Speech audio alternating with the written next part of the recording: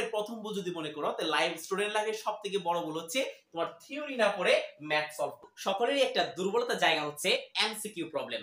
MCQ প্রবলেমটা হচ্ছে এরকম একটা বিষয় যে 30 মিনিটের ভিতরে এগুলো আনসার করা অনেকে টাফ হয়ে যায়। তুমি বেসিক টু প্রো সবই পারো, কিন্তু টাইমিংটা তুমি করতে পারো না।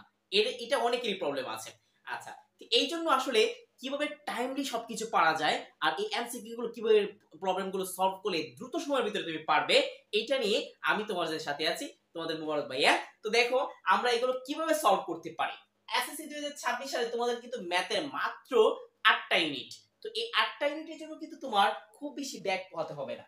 দেখো আমরা অলরেডি সাজিয়ে ফেলেছি তোমরা এই ম্যাথগুলো কিভাবে সলভ করবে, এমসিকিউ গুলো। দেখো ফার্স্টেই তোমার এই এমসিকিউ গুলো সলভ করার জন্য দেখতে হবে প্রত্যেকটা ইউনিটের থিওরি। অনেকে কি করে থিওরি না পড়ে ডাইরেক্ট ম্যাথ পড়া শুরু করে।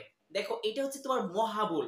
এইটা হচ্ছে তোমার লাইফের প্রথম ভুল। মানে এই যে যৌবনের প্রথম ভুল যদি মনে করো, তাহলে লাইফ স্টুডেন্ট লাইফের সবথেকে বড় ভুল হচ্ছে তোমার থিওরি না পড়ে ম্যাথ সলভ করে ফেলা। তো আমরা আগে থিওরি গুলো দেখবো, তারপরে ম্যাথ দেখবো। যেমন অষ্টম অধ্যায় আছে তোমার বৃত্ত, ওই বৃত্তে যে তোমার সম্পাদ্য উপপাদ্য গুলো আছে, উপপাদ্য গুলোর ভিতরে অনুসিদ্ধান্ত গুলো আছে। এই অনুসিদ্ধান্ত গুলো কিন্তু তোমাকে ডিরেক্ট মনে রাখতে হবে। তুমি মনে করবে না যে এগুলো মনে না রেখেই তুমি ম্যাথ করে ফেলবা, ইম্পসিবল ভাই। তার মানে আগে তোমাকে কি করতে হবে, এই থিওরি গুলো ভালো করে পড়তে হবে। ঠিক আছে, তো থিওরি গুলো কিভাবে পড়বো ভাই? দেখো এগুলো তোমাকে আমি গুছিয়ে দিব, প্রত্যেকটা থিওরি আমি তোমাকে গুছিয়ে দিব, কোনো প্রবলেম নাই। আগে আমরা থিওরি গুলো শেষ করব। থিওরি গুলো শেষ করলে তোমার দুটো লাভ হয়। একটা হচ্ছে যখন তুমি ম্যাথ পড়বে, ম্যাথে যখন করবে তখন কিন্তু তোমার খুব বেশি ব্যাক পোহাতে হবে না, অল্প সময়ের ভিতরে তুমি ম্যাথটা বুঝে ফেলবে। যখন তোমার বিষয়টা পুরো বিষয়টার পরে আইডিয়াটা খুব ক্লিয়ার থাকবে, তখন কিন্তু ম্যাথটা করলে বেশি সময় লাগবে না।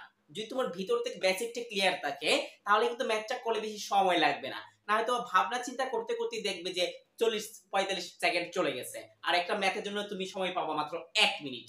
ঠিক আছে, তো আগে আমরা থিওরিটা ভালো করে দেখব, এটা হচ্ছে প্রথম শর্ত।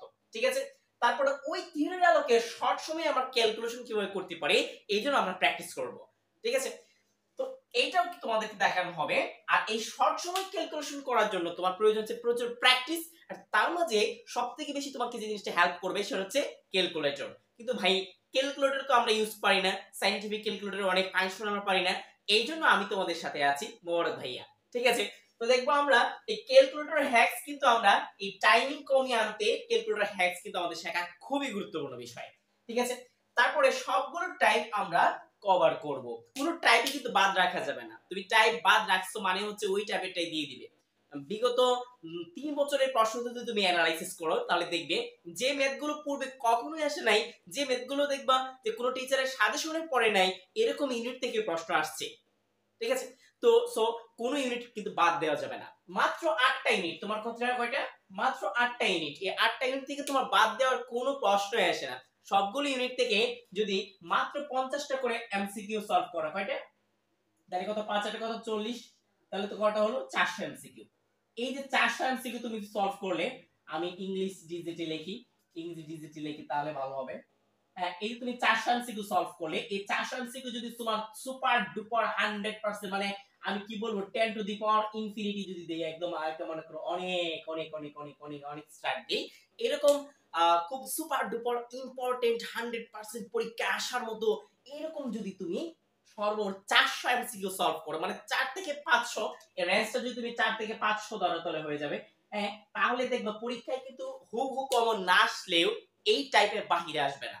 তাহলে ভাই এই 400-500 এমসিকিউ বা এর বেশি এমসিকিউ কিভাবে সলভ করতে পারি, এই জন্য আমি তোমাদেরকে নিয়ে তোমাদের জন্য নিয়ে আসছি একটা এমসিকিউ চ্যালেঞ্জ। তো চ্যালেঞ্জটি 8 দিন, 8টা ইউনিটের জন্য আমরা 8 দিনে একটা চ্যালেঞ্জ নিয়ে আসবো। যদি প্রয়োজন হয় তাহলে আমরা এই চ্যালেঞ্জটার দিন কোন বাড়িয়ে দিব, প্রয়োজন আমরা 15 দিনে বা 10 দিনে শিখবো। এক এক দিন যদি আমরা মাত্র 50টা করে এমসিকিউ শিখি, মাত্র কয়টা? 50টা। এক এক দিন যদি আমরা 50টা করে এমসিকিউ শিখি, তাহলে কিন্তু অলরেডি 10 দিনে কিন্তু 500 এমসিকিউ সলভ হয়ে যাবে। আমরা এই এমসিকিউ গুলো কিন্তু কিভাবে সলভ করব আবার বলছি, প্রত্যেকটা ইউনিটের ফার্স্টে আমরা থিওরি গুলো দেখব, তারপরে এই থিওরির আলোকে কিভাবে শর্ট সমস্যাগুলোকে ক্যালকুলেশন করতে হয় ওইগুলো দেখব, বোর্ড কোশ্চেনে বারবার বারবার বারবার রিপিট হয় এমসিকিউ গুলো দেখব, আবার যে সকল প্রশ্ন কুটিনাটি বিশ্লেষণ করে বোঝানোর মতো এগুলো আলাদা করে ফেলবো, যেগুলো খুব বেশি হার্ড ওইগুলোকে আলাদা করে ফেলবো, যেগুলো মিড রেঞ্জের ওগুলোকে আলাদা করে ফেলবো। আর খুব বেশি ইম্পর্টেন্ট যেগুলো না, মানে খুব মোটামুটি এগুলো কিন্তু অলরেডি তুমি পারো, খুব সহজগুলো তুমি পারো। তো আমাদের আলোচনা থাকবে হচ্ছে সবথেকে ইম্পর্টেন্ট, কঠিন, সুপার ডুপার এবং কি ইজি সবকিছুই। তো আমরা দেখবো প্রত্যেকটা ইউনিট থেকে মিনিমাম যেন 50টা করে তোমার এমসিকিউ সলভ করতে হয়। হ্যাঁ, তাহলে এই নিশ্চয় কিন্তু আমরা আগামীকাল থেকে শুরু করে দিচ্ছি। আজকে আমি এটা রুটিন দিয়ে দিব, আগামীকাল কিন্তু আমরা প্রত্যেক দিন একটা একটা ইউনিট ধরে ধরে সবগুলো সলভ করে ফেলবো। দেখো প্রথমে আমরা সলভ করছি বৃত্ত, কারণ বৃত্ত নিয়ে সকলের সবথেকে বেশি উৎকণ্ঠা কাজ করে বৃত্ত। কারণ বৃত্তের যে এমসিকিউ গুলো আছে, এগুলো যে তোমার চিত্রগুলো আছে অনেকেরই বোধগম্য হয় না। আমি কিন্তু তোমাদেরকে চিত্রগুলো ভেঙে চুরে একদম চুরমার করে দেখাবো, ঠিক আছে? একদম বৃত্তের 14 গোষ্ঠী উদ্ধার করে ছাড়বো, ঠিক আছে? এমসিকিউ 14 গোষ্ঠী উদ্ধার করার জন্য আমার এই যে তোমার হ্যাকিংটা, এই যে সিস্টেমটা, এই সিস্টেমটা কিন্তু তুমি ফলো করতে পারো। আর যদি তুমি চাও এই সিস্টেম ফলো করে আমার সাথে এই সবগুলো সলভ করার জন্য, তাহলে অবশ্যই আমাদের গ্রুপে এবং পেজে তোমাকে যুক্ত থাকতে হবে। যে কোনো প্রবলেমে, যে কোনো ইউনিটের যে কোনো সময় আমাকে নক করতে পারো, এমনকি তুমি চাইলে মেসেঞ্জারে কল করতে পারো। ধন্যবাদ, ভালো থাকবা, সুস্থ থাকবা, অবশ্যই আমাদের সাথেই থাকবা।